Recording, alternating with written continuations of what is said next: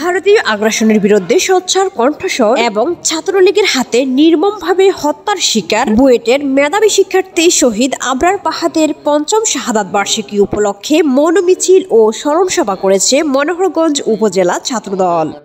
মনোহরগঞ্জ সরকারি কলেজ হলরুমে এই স্মরণ সভা অনুষ্ঠিত হয়। সভায় সভাপতিত্ব করে ছাত্রনেতা নূর মোহাম্মদ মেহেদী।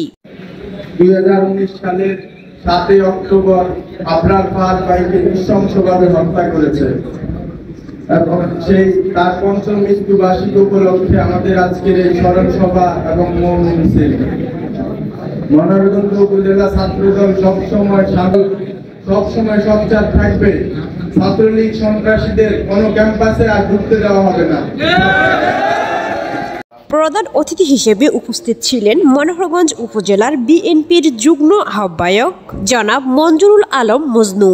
বিশেষ অতিথি ছিলেন উপজেলা যুবদলের যুগ্ম আহ্বায়ক কামরুজ্জামান, ছাত্রদলের সাবেক সভাপতি কামাল হোসেন। আগামী দিনে মনোহরগঞ্জ উপজেলা ছাত্রদলকে একটি মডেল ছাত্রদল হিসাবে উপস্থাপন করবেন। আমি শুধু একটি কথাই বলবো, আগামী দিনে 5 অক্টোবরের আগে আওয়ামী সন্ত্রাস বাহিনী যেভাবে বিভিন্ন এলাকা সহ মনোহরগঞ্জ উপজেলায় ওনারা যে সমস্ত সন্ত্রাসী কর্মকাণ্ড চালিয়েছেন তার ভুক্তভোগী আমি, আমার ছোট ভাই কামাল। সে এই রাজনীতির কারণে আজ পঙ্গু হয়ে গেছে।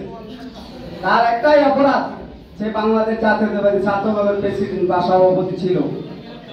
এ সময় আরও উপস্থিত ছিলেন উপজেলা ছাত্রদলের সাবেক সিনিয়র সহসভাপতি GM আহসানুল্লাহ।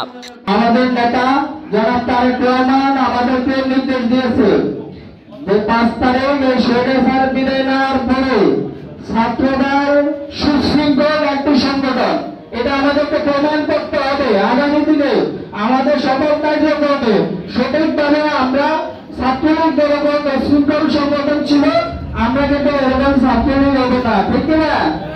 উপজেলার সাবেক ছাত্রনেতা সাফায়েত হোসেন সবুজের উপস্থাপনায় অনুষ্ঠানে আরও উপস্থিত ছিলেন জলাম দক্ষিণ ইউনিয়নের বিএনপির সাধারণ সম্পাদক জনাব আবুল খায়ের।